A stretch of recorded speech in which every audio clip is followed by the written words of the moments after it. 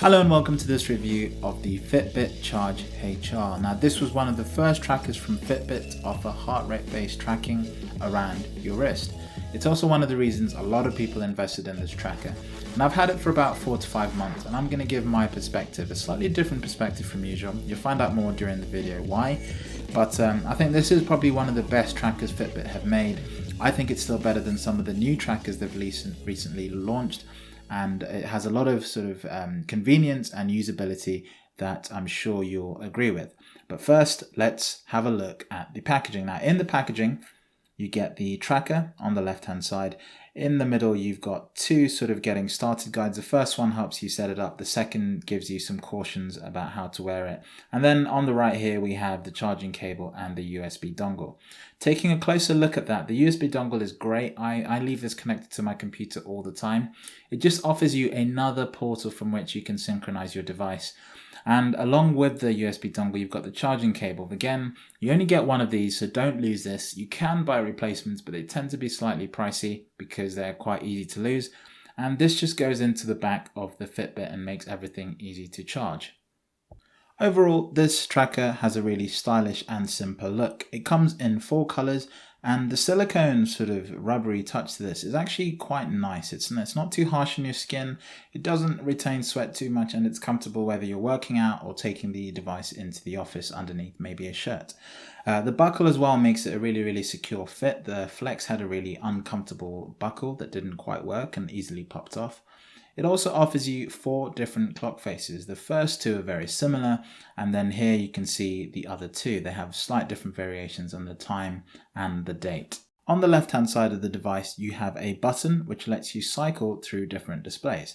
The first one is the date and time, then the step count, and then your current heart rate, the distance traveled, your calories burnt, the number of flights of stairs that you've climbed, and then lastly, it goes back to the beginning again for your date and time. I'm now going to spend a bit of time talking about positioning. This is a really big deal for me because it doesn't work as Fitbit describes. So right now I'm going to start off at the position most people think you should wear the tracker, around your wrists. Fitbit recommend you don't do this. Largely because as you move your hand around, your sort of wrists is right at the point at which you bend your hand in relation to your arm. And so this actually doesn't create a reliable place from which the sensor at the back can measure your heart rate. Now the sensor at the back measures your heart rate in a very interesting way. It uses a light-based system. Fitbit call it the Pure Pulse technology. And it measures changes in the color of your skin based on the slight changes in color as blood flows past the sensor. So it's reading through your skin as your heart beats, it's pumping blood, and that's changing the light signal through your skin ever so slightly. That's why there are 2 diodes in the back. And so this is why Fitbit recommend you wear it in this current position that I've got here. A little bit off your wrist, 1 or 2 finger widths off your wrists, as I showed you earlier on. But as you can see, I still don't get a heart rate reading here. My problem here is that I have dark skin, and this is a genuine problem, as well as having really thick skin in this part of my hand. And so what I actually do is I wear this device in a way Fitbit tell you not to do. They explicitly say don't wear it on the underside of your skin. But I do exactly that. I wear it on the underside of my arm, and I actually get a much more consistent heart reading. The reason is because my skin is slightly lighter there, and also the veins and the capillaries are much closer to the skin. So I get a much more reliable reading. And I found compared to a Polar H7 that it actually tracks my heart rate more accurately than wearing it properly as Fitbit suggests. And so you can see here I get a heart rate reading straight away. And as it finds and settles, the reading gets more and more accurate. And so this is where I wear my tracker. And for most of you out there, I recommend you do your own research. Just try and find a comfortable position to wear the device. Now I'm going to focus in on the Fitbit app for iOS. When I first open the app, you get the syncing interface. Essentially what's happening here is that the Charge HR or any Fitbit tracker is actually synchronizing the data up to the Fitbit server. The way this works is that the Fitbit servers actually process the data and return the numbers. And then once you're connected, it's feeding that information real time. So here you can see my information as it's sort of being updated live. At the very top, you have my heart rate at present. Then below that in small text, you have my resting heart rate.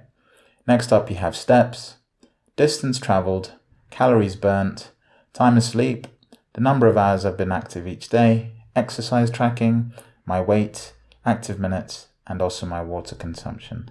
Now I've customized this view, and you can do that too. If you hit edit on the top left, you get this interface which allows you to add and remove items. And here you can see I've hidden the number of floors climbed, calories eaten, and calories left. I don't do food tracking on the Fitbit platform. I do it on MyFitnessPal, so I don't have much data here, but it is quite decent, and I recommend you try it first before maybe using another app. It's always good to keep your data in one platform as it makes it very easy to sort of tie together your insights. Okay, so as well as editing these, you can also move these around as I've just done there. And when you're done, you hit done and you're ready to go. Now, the other thing you can do here is if you're a manual logger, maybe you're just interested in logging things manually, there's a plus button up there and it gives you direct input into feeding in different attributes that you'd like to track. The step counting is only done through the trackers, but everything else can be added here manually or with some sort of tracking capability like a scanning a QR code, a barcode, or even just tracking exercise directly from the dashboard. Now I'm just going to focus in on the main aspects of the tracker. I'm going to go through the tracker interface that can be controlled on the Fitbit app, the number of steps, heart rate, and also activity during the day. So first up, the tracker. Each tracker in the Fitbit platform has its own customized sort of control face, and here you can customize everything to do with your tracker. So first of all, you can change which wrist you put your tracker on. You can also change the clock face, as well as adding silent alarms. A silent alarm is essentially a vibrating alarm that's inside the tracker. Instead of an audible alarm, in the morning you get a quiet alarm. This isn't as intelligent as the Jawbone Up platform, where it smartly wakes you up at the right time to sort of try and optimize when you wake up. But it does work and it's really effective. Next up, you've got notifications. The Charge HR only supports call notifications. They might update this to add more functionality in the future, but at present it only supports calls. Now, next up, you've got your goals, and you can set goals in sort of multiple places. You can set goals here in your Charge HR, and when you're setting them here, you're basically setting them in relation to your tracker. So this is what your tracker is going to consider as being your goal, and it's also going to use those hints to try and communicate with you to try and urge you to reach those goals. So your main goal for me is currently set to steps. You can obviously change that. And then you've got your hourly activity goal. So I've set in here to do 11 hours of activity every single day between 8 and 7 p.m. I'll show you that in more detail a little later. You can also customize the display. You can basically change the order in which the screens appear when you cycle through them, as I showed you earlier. And then you can also toggle your heart rate. It's best to leave it on automatic. On just means it's constantly running, even when your tracker's not on your wrist. Automatically switches it off when it's not being worn around your wrist. Next up, you've got your tap gesture. I currently just have it to show me the clock. And also the quick view, I've also got it just to show me the clock as well. So these are quite handy because they allow you to basically use the tracker as a more versatile device. So if I change that to show my heart rate instead, then when I tap the tracker, it will show me my heart rate. Last up, we've got the greeting. If you add your name on here during the day, Fitbit will use your name in some sort of feedback messages that it gives you to try and motivate you to reach your goal. And then you've got the all-day syncing option here. This basically means that the Fitbit platform will be syncing in the background. So you have an almost real-time feed of what's going on during the day. And you don't have to wait for synchronizations to take place. This also means that each synchronization is shorter. The more you leave your charge or any tracker unsynced, the longer it takes to synchronize that data, because essentially a server somewhere is crunching those numbers. Lastly, you have a 101 guide, and you can unpair and pair this device. I'm going to quickly show you how that works. So I'm going to here remove the Charge HR. And when I do that, I actually lose a lot of information from my dashboard. This is sort of a downside with the Fitbit platform. If you don't have a tracker, then it also removes the data from the dashboard related to that tracker. So I can't historically go back, let's say, and look at my previous day's activity information as collected by my tracker. So I hope they change that in the future. But if we then go to our account tab and we click set up a device, you get a list of trackers here, and you can see this is a full history of all the Fitbit trackers that they've released, as well as the new ones, the Blaze and the Alto. I'll have a review of that in the next few months. The Charge HR is what we're going to add today. I'm going to click set up your Fitbit Charge, and there's quite a few sort of screens here, and they basically take you through how to use the device, take care of it, and work with it. And then essentially it's asking you to power on your Charge HR. So I normally do this by just clicking the button on my Charge HR, and sometimes this process can fail. So what I'm doing now is I'm just waiting for the phone to find my Charge HR, and it's going to sometimes give you a prompt asking if your Charge HR is powered on. This occasionally happens, and if it fails to connect the first time, then I just try it again, and you keep doing it until we finally get a connection. The other thing to bear in mind is if you're in a room where there are multiple trackers, then you might struggle to find the correct tracker. So it's really important to have your Charge HR or your tracker right next to your phone so that it picks up the closest device. So you see there it failed. I'm just going to try it again. Normally it takes 1 or 2 attempts to do this, and it should just help with the pairing. So it's still trying to find the device.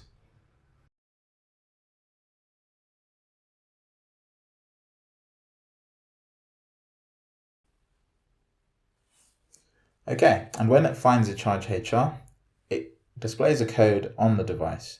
Mine is 0796. And once you've done that, it pairs with its tracker, and it gives you some final information about what's going on. So it talks about making sure you give your tracker a rest, how to wear your tracker, as well as how to look after it and keep it clean and dry, as well as some daily information that you're going to be seeing every single day. And then you're done. And then when you go back to the dashboard, you have a refreshed view, as well as the 101 guide being prompted to you there. To disappear that, just click on it and then go back, and you're back to where we started before. So that's how to control the tracker from your phone. Next up, we're just going to look at the basic functionality here: steps, heart rate, distance, and activity tracking. So the step counting is fairly decent on the Fitbit. Fitbit have been doing this for a long while.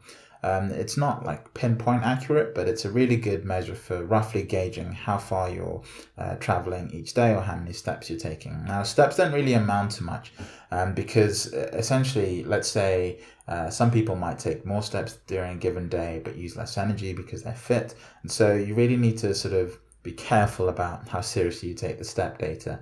As a general counter, it's okay, but as a detailed measure, it's not really that great. So just a word of caution there.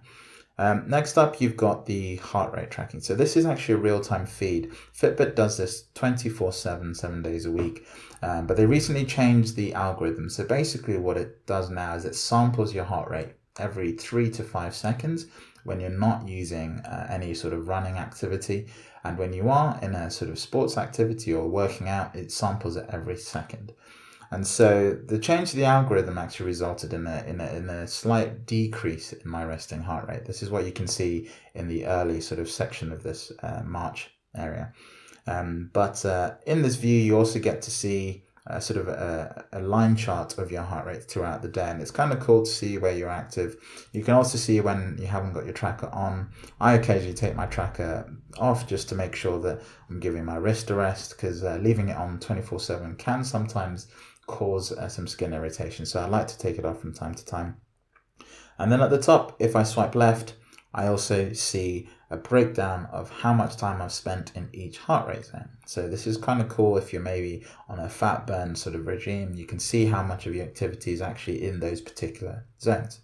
And that's pretty much it. The heart rate tracking isn't dead accurate. Again, it's not going to be as good as a chest strap like a Polar H7 or H6. However, it is a very good general trend of sort of roughly where you are during the day And although it suffers from a lot of lag, it takes a little bit of time to actually get to the right heart rate. Once it's there, it maintains that heart rate really well. So as a general measure, considering the size and the convenience, it's not that bad. Next up, you have distance. This is again similar to steps, really. There's no difference here. Fitbit uses an algorithm to try and decide how far each step, how far you travel in each step. So again, it's going to pretty much mirror the data you're seeing in your step count. You've got calories burned here, and then sleep data. Well, this is another detailed view in the Fitbit app. You get this tracked automatically with the Charge HR. When you wake up in the morning and it synchronizes, it crunches the data and returns this sort of graphical view of when you're asleep, restless, and when you're awake, as well as with a summary at the bottom showing you the total amount of time you spent in those zones. Again, this is a very basic view, and if you swipe to the left, you can get your time awake. Going back to the homepage, Fitbit recently added, and this is literally 2 or 3 days old, a number of hours active sort of dashboard, and this is what you can see here. So I'm just going to take a look at that. Now, this is a new interface, but what it tries to do is for each day, it tries to measure how many of those hours were you active. So you can see here, if I look back, maybe on Sunday, I was active for 6 of the 11 hours I wanted to be active. And when you click into that, you see a breakdown of what's going on. Now, it also gives you a breakdown of how long you were stationary and how long you were active. Again, this is a nice view, actually. I feel like it's stolen from other platforms. It's not really anything new in the fitness space, but it's a nice new way of visualizing your data. And again, when you swipe left, you see a different breakdown of what's going on. And it's a nice way of making sure you're hitting your hourly activity goals and you're not being too sedentary in your day-to-day life. I forgot to mention here that you can also edit this goal, and I'll show you where you can edit all your goals in one place a little bit later on. Last up, we've got exercise tracking. So I haven't done any exercise today, but again, this interface allows you to track exercise over the course of a week as well as on a daily basis. And there's 2 ways of tracking exercise. You can either let the Fitbit Charge HR automatically recognize exercises, and to control this, you click on the settings icon at the top and you simply tell it for how long you should be doing an activity before it starts tracking it. And it does this automatically. So if you're in the gym doing some workout, it will generally just try and figure it out, and it will label it accordingly. So, and I've also got my goal set to 4 days of exercise every week. So if I go back to my homepage here, see it's just tracked a general workout on Monday 11:30, but it can also specifically track walking, cycling, and also running. Although in my case, I've also paired it with the Strava API, so it actually automatically feeds that data into the app, and you get a really detailed breakdown. The heart rate data is actually from my Charge HR. Remember, I wear this on the underside of my arm, and I find it actually traces fairly close to what my Polar HR chest strap is tracking. It's not pinpoint accurate, but again, as a general measure, it's fairly decent. You also get a nice sort of breakdown of time spent in each heart rate zone, as well as how many steps this run contributed to your exercise. And again, you get this with each and every exercise. And at the top of every week, you get a summary of how many days you are active. So this is a really, really nice view. Now, if you're interested more in tracking in detail, you can do that by hitting this sort of stopwatch icon, and it will actually let you track your run, hike or walk like you would in any other running app like Strava or Runkeeper. Unfortunately, you can't track cycles, and I don't know why. On the Fitbit Surge, you can actually track cycling activities manually via the watch, but I think it's a limitation of the Charge HR. You can also just manually log an exercise, and these recent exercises are from other apps that I've been using. Now, if we go back to the home page at the top, you've also got a slightly different view for your exercise. And again, here you see duration I spent exercising, distance traveled, and also general sort of heart rate zones that I've been exercising in. So it's a really cool view of your exercise, and Fitbit have done a lot of work to really invest in this area. And that's pretty much it for tracking. Elsewhere in the app, you've got some slightly more social aspects. You've got your challenges. Here I'm taking part in several weekly competitions. You can also set up your own with colleagues and friends. I find the Fitbit platform has a lot of people on it. I struggle with the Jawbone to find people to compete with, but as you can see here, I have no problem sort of getting my leaderboard in the high 40s in terms of the number of people I can compete with. And also, you know, some friends do become inactive, so it's important to bear that in mind. Just because you have 10 active users at one point doesn't mean those same users will still be active in a few months. And then last but not least, your account area is basically where you can customize a few of the other goals I was mentioning. So you can customize your activity goals, you can customize your exercise goals, nutrition and body goals, sleep goals, and of course also your exercise tracking, heart rate zones, and the advanced settings. The advanced settings here are just to do with the database, time zones, and the information on the phone and on your tracker. So it's really important to have a look at those and invest some time in that. And last but not least, you can look at your profile as it appears for other Fitbit users, and you can see some of the awards that you've won. So I've been through quite a few badges. I recently just got the Great Wall badge. This is for 5,500 lifetime miles. I'm pretty pleased with that. So yeah, I've been using Fitbit for a really long while, and to be entirely honest, this is by far the best platform for sort of social tracking capability. But in the last few months, I have to say Fitbit have very definitely upped their game, and they've been trying to improve the platform in a really, really good way. There are a few things I'd love to see more of. I think some of the charting capability could be vastly improved. Everything is pretty much repetitive. If I look at steps, I look at distance, it's exactly the same interface, just different numbers and different labels. I also think there are a few bugs in the app that need sort of some customization. If I go to the 13th of March here, where I competed in a marathon, it will say that I did 32.3 miles, but you can also see that it caps every 15 minutes the distance I traveled to 1.3 miles. Now, I highly doubt I was running exactly the same distance every mile for what looks like 3 hours. So I think there's a bug there. Maybe the tracker can only track so much data in a given amount of time. And so that's something I wish they investigated and improved. But all in all, this is a pretty good tracker, and I highly recommend it for usage. Okay, back to the video. All in all, this is a really, really solid tracker. The app platform, along with the features on the tracker, really offer a really nice, well-compiled, holistic solution. The information is easy to digest. You can pretty much invest in some or all parts of it. And the social platform lets you dip in and dip out and compete with your friends in a really easy way. There is room for improvements, notably the heart rate tracking. But that said, Fitbit offer a whole range of devices, so if you're not happy with this particular feature, you can always buy a different tracker with a slightly better sensor. That's it from me. I hope you've enjoyed this review on the Fitbit Charge HR. Please subscribe, leave comments, and I'll see you in the next one. Keep it cool.